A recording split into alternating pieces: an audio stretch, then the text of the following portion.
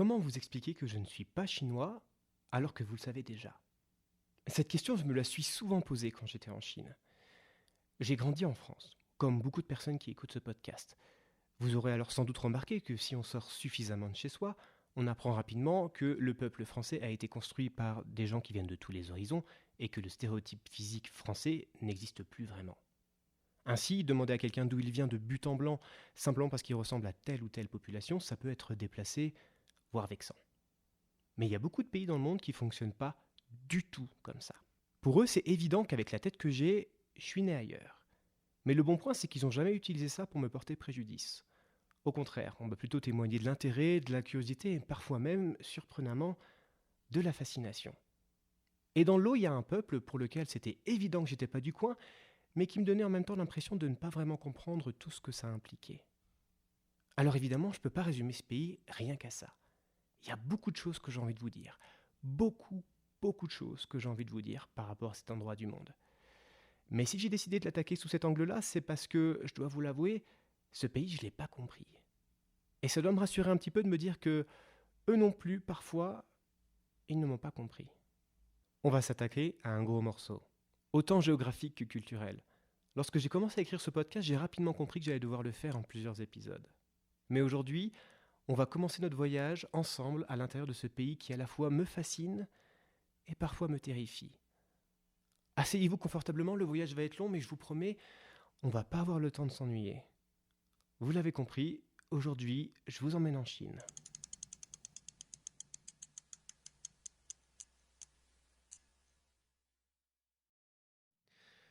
Nous sommes en avril 2019 et je suis toujours en train de suivre mon idée de rentrer d'Australie en France à vélo. Ça fait 6 mois que je suis sur la route. Alors certes, j'avance doucement, mais petit à petit, ça commence à faire une belle trotte. J'ai du mal à y croire, mais j'ai déjà 12 000 km au compteur et je viens d'atteindre le nord du Laos. Et je suis bien embêté, parce que quand je planifiais le voyage dans ma tête, il y avait beaucoup de moments où je me disais que j'allais abandonner. Sauf que maintenant, j'y suis pour de vrai. Et je dois faire face à un gros croisement.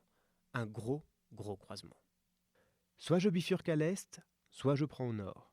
Le plus rapide et le plus simple, c'est par l'est, mais ça implique de traverser l'Inde. Et ce pays me fait peur.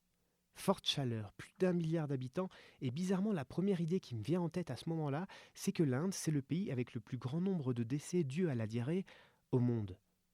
Le problème, c'est que moi j'ai l'estomac fragile et que j'adore m'arrêter manger dans les petits boui-boui de bord de route. Donc la street food en Inde, pour moi, c'est une sorte de roulette russe à grande échelle, avec un barillet bien rempli. Les retours des cyclistes qui se sont aventurés là-bas me laissent dubitatif. Soit ils ont adoré, soit ils ont détesté. Mais dans tous les cas, le mot qui revient tout le temps, c'est intense. Et l'Inde, c'est grand. Prendre le risque de ne pas aimer, c'est s'engager sur une traversée qui va s'étirer sur une éternité. Et le tout pour venir se casser les dents sur la frontière avec le Pakistan. Le no man's land qu'il y a entre les deux pays est sans doute la zone la plus tendue au monde. Impossible à traverser si ce n'est pas sous une sérieuse escorte militaire, en priant tout du long du chemin qu'aucune des deux parties ne se dise qu'il était temps d'une petite mise en jambe avant l'utilisation de la bombe nucléaire.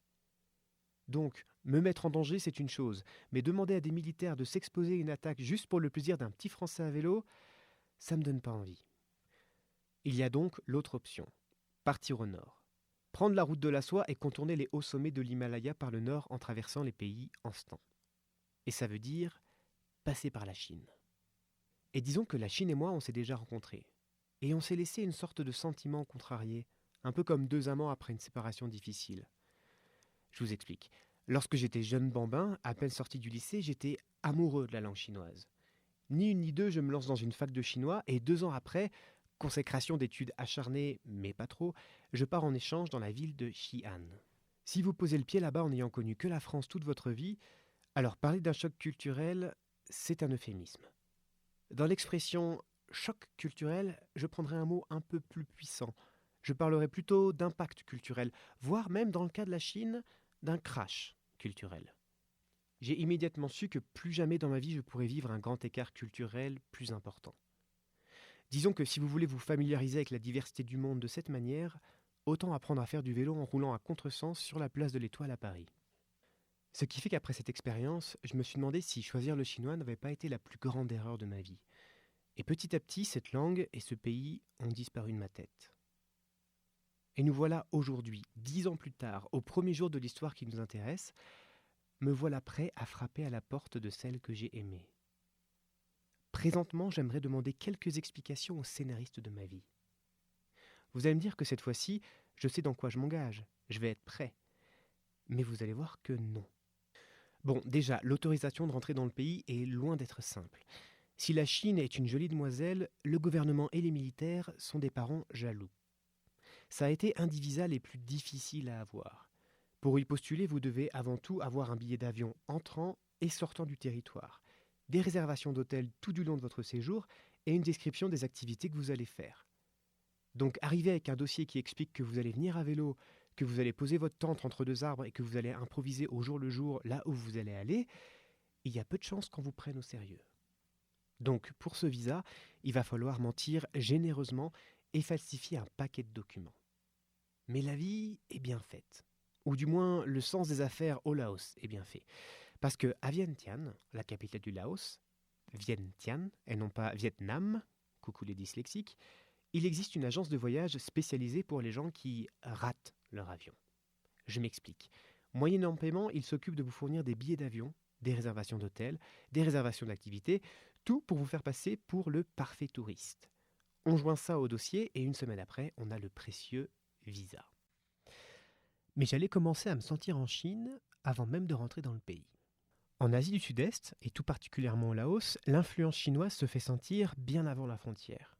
Notamment à partir de Vientiane, où depuis 2003, une ligne de chemin de fer a été inaugurée entre la capitale laotienne et la ville de Kunming, dans le Yunnan. Quand j'y étais en 2019, la voie était encore en construction, mais déjà soumise à des controverses. Pour essayer de résumer la situation, le projet est financé par la Chine. La construction est réalisée par une entreprise sino-laotienne et 70% des parts de l'entreprise sont détenues par la Chine. Mais sur le long terme, le Laos va devoir rembourser ce chantier. Et le FMI, déjà à l'époque, s'inquiétait que le projet de chemin de fer, avec d'autres, pourrait faire tomber le Laos dans le piège de la dette de la Chine. En 2019, le Lowy Institute a estimé que la dette du Laos envers la Chine représentait 45% de son PIB. À mon échelle, petit cycliste qui remonte vers le nord, je suivais la route de cet énorme chantier orné d'immenses panneaux publicitaires en caractères chinois rouge et jaune vifs, vantant la grandeur du gouvernement chinois. Je me souviens aussi qu'il y avait beaucoup de travailleurs chinois, apportant avec eux leur manière d'être, dont une qui n'est pas la plus charmante, le crachat. Cracher, dans la culture chinoise, c'est bien. Même si en discutant avec la nouvelle génération, on apprend que c'est une pratique qui a tendance à disparaître, ça reste très répandu chez les boomers. Alors, j'ai bien conscience que de parler d'un boomer en Chine, c'est totalement absurde. Un boomer, ça vient des enfants du baby-boom, l'explosion démographique de l'après-guerre. Et en Chine, au même moment, c'était la politique de l'enfant unique. Donc, baby pas boom du tout. Mais il n'y a rien à faire. Coller l'image du boomer sur un chinois quarantenaire, je trouve que ça marche bien dans le contexte. Donc, prenons une minute pour parler d'un sujet presque tabou en France, le crachat. En Chine, tout le monde crache partout et tout le temps. Dans la rue, évidemment, beaucoup. Mais pas que. Aussi dans les restaurants. Il y a d'ailleurs souvent des petites poubelles où vous pouvez vous soulager la bouche de votre excès de salive pendant que vous mangez.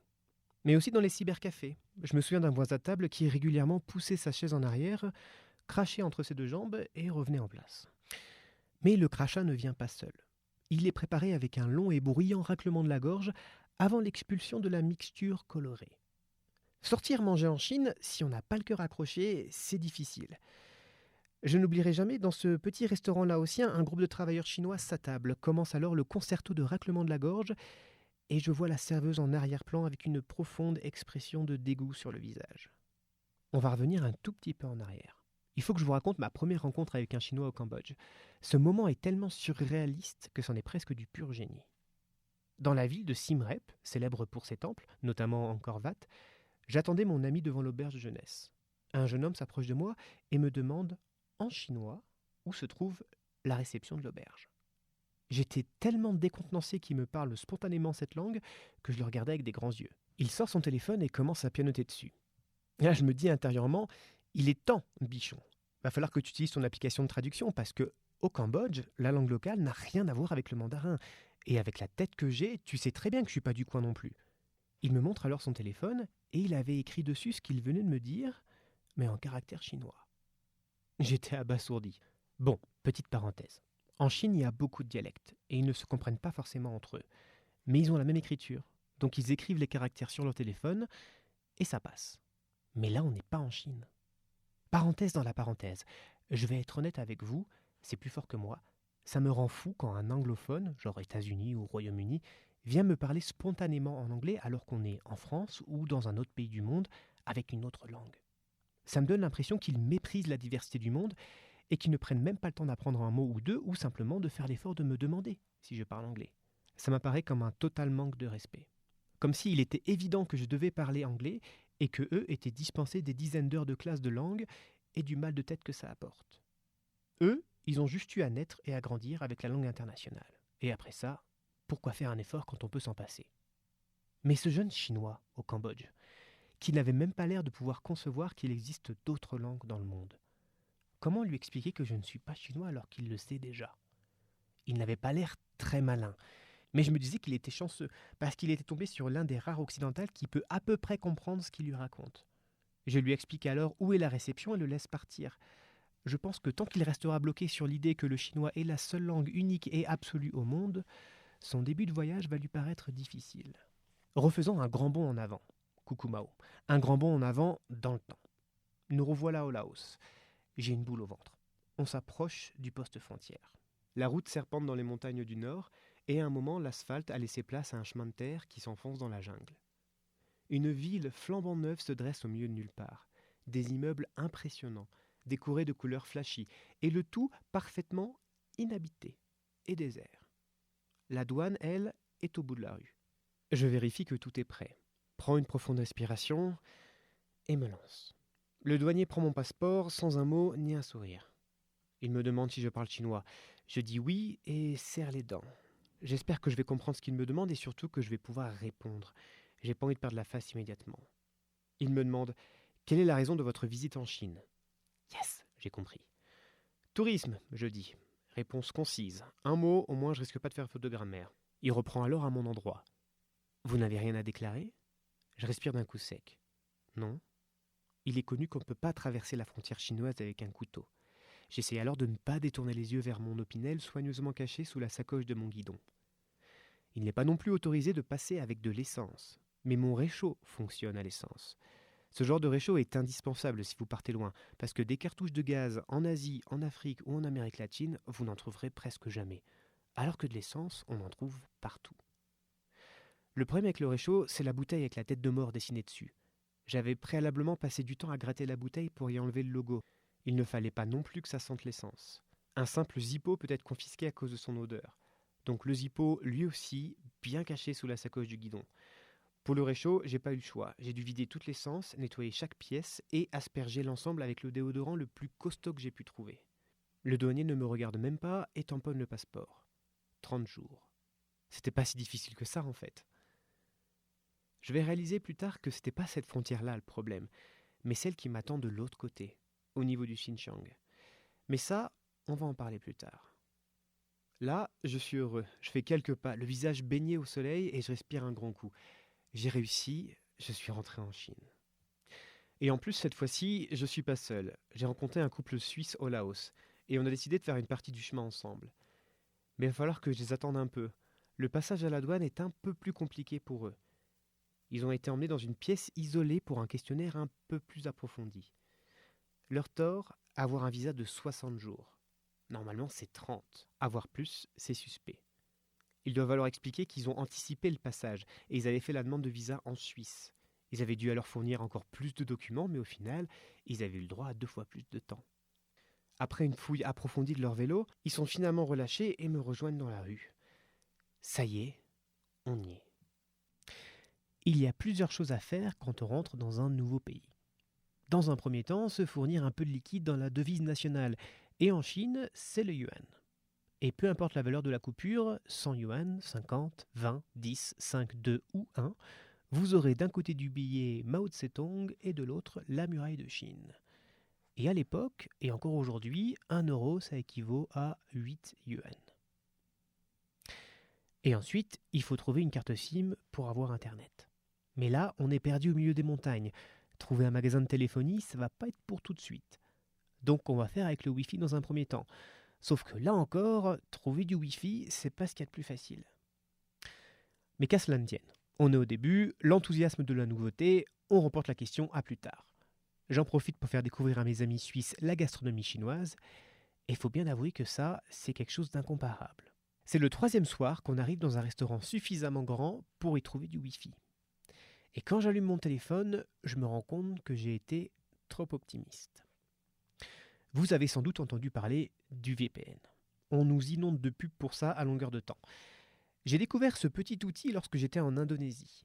Beaucoup de sites internet sont interdits là-bas et la simple utilisation d'un VPN gratuit permet de contourner le problème.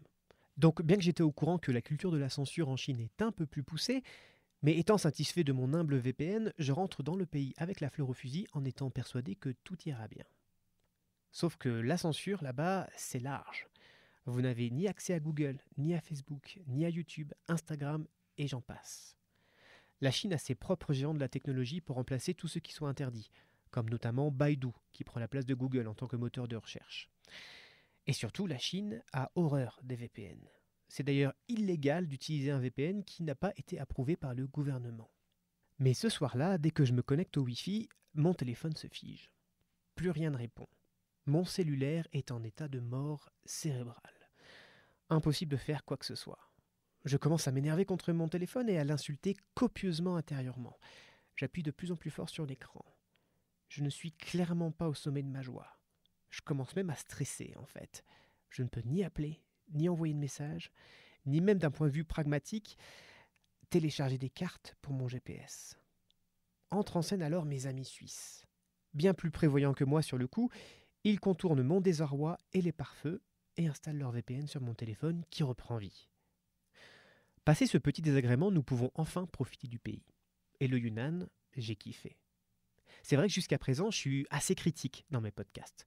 Je pense que c'est important de parler de ce qui est difficile, parce que lorsqu'on écoute les autres voyageurs à vélo, on a l'impression que tout est super et incroyable. C'est tellement enjolivé que lorsque j'ai commencé à voyager, j'ai fait face à tant de difficultés que je me suis demandé s'il n'y avait pas quelque chose que je faisais mal. La réalité, c'est que le cyclotourisme, c'est pas toujours idyllique. Mais le Yunnan, c'est top. Les gens sont sympas, les montagnes sont belles, et c'est si peu touristique que les gens viennent nous voir pour nous remercier de visiter leur région. Donc, la vie est douce dans les montagnes. Enfin, douce. Presque. Il y a un élément qui va se remarquer rapidement. La présence militaire et la télésurveillance. Ce n'est que le début et ça va être de plus en plus pesant au fur et à mesure que l'on va s'enfoncer dans le pays. Mais on va voir ça ensemble petit à petit. La télésurveillance d'abord. Vous voyez les grands panneaux en France qui enjambent les routes de part en part. On les trouve principalement sur les autoroutes d'ailleurs. Ils indiquent les directions à droite, tout droit ou à gauche. En Chine, vous avez la même chose, sauf que les panneaux sont remplacés par des caméras. Une jolie guirlande d'objectifs qui ne vous quitte pas des yeux. Pas seulement à l'entrée des villes ou le long des axes principaux, vous en trouvez partout, même au milieu de nulle part. Et dès qu'on passe dessous, on voit un flash. J'ai pas eu le temps de sourire pour la première photo. J'ai été pris au dépourvu. Au début, je baissais la tête pour cacher mon visage sous le casque. Mais quand on est pris en photo 10 fois par jour, au bout d'un moment, on arrête de prendre ça au sérieux. À la fin, je faisais un grand sourire et je levais mon majeur en essayant de tenir une position artistique sur le vélo. J'aimerais tellement pouvoir récupérer tous ces clichés. Juste un chiffre pour vous donner une idée de l'étendue de la télésurveillance en Chine. Même s'il n'y a pas de chiffre officiel, on tourne environ autour de 600 millions de caméras en Chine en 2021. Et en plus de ça, il y a des petits barrages militaires. C'est souvent un camion, 3 militaires et un immense portrait de Xi Jinping. Ils sont cependant lourdement armés. Un barrage en particulier que je n'oublierai jamais. 2 hommes, le chef qui vérifiait mon passeport et le second portait un lourd fusil à pompe. Ce n'est clairement pas à lui que j'aurais confié une arme. Il avait le visage rond et bouffi, avec un regard totalement éteint. Il n'y avait dans ses yeux ni vie, ni émotion, ni capacité à comprendre ce que ça pouvait bien vouloir dire. Il était sans doute là pour l'effet sphinx. Vous savez, dans la culture égyptienne, on mettait des statues de sphinx à l'entrée des grands édifices qui servaient de gardiens. Gardiens symboliques. Impressionnant, mais c'est tout. Donc pour ce rôle, il n'est pas nécessaire d'être brillant. Mais tout de même, c'est pas sa présence qui me faisait peur, c'est son absence d'onde cérébrale qui m'effrayait. À un moment, je ne sais plus pour quelle raison, j'ai fait un pas vers lui. Il a reculé nerveusement en serrant son arme contre lui, avec cet exploit de garder intact son regard bovin apathique. Le chef me remet enfin mon passeport et je m'éloigne avec prudence. Après 1 mois et de nombreux barrages policiers, nos routes se séparent avec le couple suisse. Ils partent en direction de la Mongolie Et moi, je m'embarque encore plus profondément dans les montagnes à l'ouest, direction Chengdu. Mais je n'ai toujours ni carte SIM, ni Internet. Et avec la route que je viens de prendre, il semblerait que je vais traîner ce problème encore longtemps. Je suis loin de tout et je n'ai pas vu d'asphalte depuis longtemps. Mais on va pas se mentir, le téléphone est aujourd'hui au centre de la vie de presque tout le monde. Donc même dans les villages les plus reculés, des magasins de téléphonie, on en trouve. Mais dès que je rentre, on me regarde avec des grands yeux, et quand je demande une carte SIM, on me dit non nerveusement en bougeant la tête et les mains rapidement. Ça fait 2 semaines que je suis en Chine, et je n'ai pu trouver que 2 restaurants où il y avait du Wi-Fi. Ça fait peu. Si un jour vous vous retrouvez dans cette situation, un petit village chinois enclavé dans les montagnes et vous avez besoin d'Internet, il existe une solution, disons, alternative. Activez le Wi-Fi sur votre téléphone et regardez les réseaux disponibles. Évidemment, ils sont tous verrouillés, sinon c'est trop facile.